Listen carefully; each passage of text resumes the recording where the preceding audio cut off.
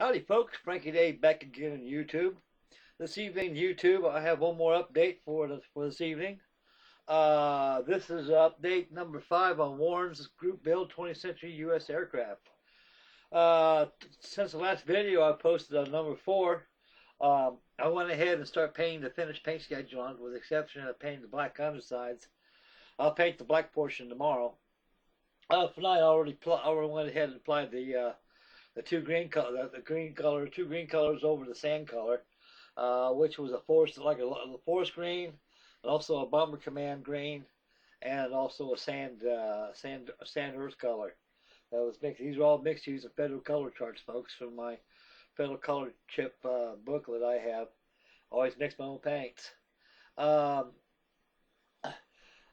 to Puff, looks like Puff's Magic Dragon. But I got a lot of work done before it's finished, so the hard part's over with, so it's more or less on the downhill slide having it done. So I'm letting this color dry overnight. I went ahead and sprayed a coat of a Krylon clear over it, which is my favorite varnish, which Warren pronounces it. This is my clear, which I use before I apply my decals, and I go over and airbrush some dull coat on it once decals have been applied and dried. So far, the paint schedule went a lot more easier as I planned on. I think. Okay, fellas, here we are at Lady Susan. I'll zoom in a little bit. We'll take a look at the paint work on there. I can remember during my Vietnam days, Puff Magic Dragon looked just a little darker than that.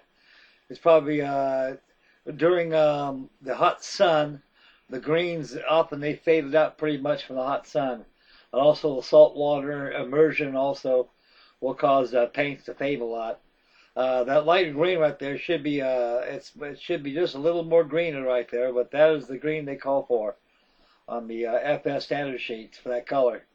You got dark green, and also you got your mid-leaf green, they call it. And these are all experimental colors used during the Vietnam War.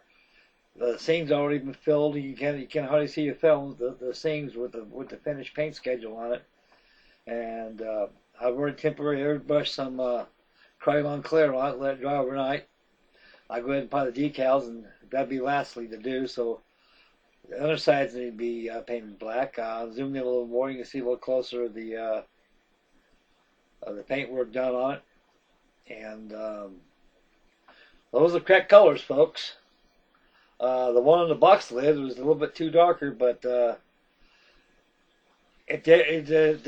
light is very effective towards colors.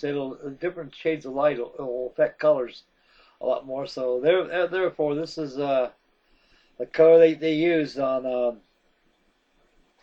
Puff. And the AC 130s too, they had them that color scheme also, along with the C119Gs, and also the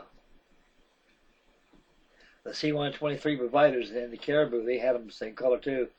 I'd be painted black. I'd went ahead and painted airbrush the wheel wells, also the flaps, chromate green. They would give a wash of black once they dried. So once the black is been applied to undersides, folks, I'm going to go ahead and airbrush some wash on it to be able to tone it a little darker. The wash will bring it up a little more out the stuff. She looking like a goody bird, folks. Close, but no cigar yet. Got a lot of touch-up painting here to do. I wouldn't have any other way. This has been a very fun build so far, a fast build. Too bad the kit was really bad. I've never built a monocle kit that bad before. It must have been something wrong. What I think it is, I guess they didn't inspect the mold. You usually have inspectors that inspect the kits before they go out the door, you know, for fits and accuracy. But I guess whoever done this probably wasn't watching what they're doing or something. But like I say, there was filler all over the place. I had to go with the tube of filler, folks.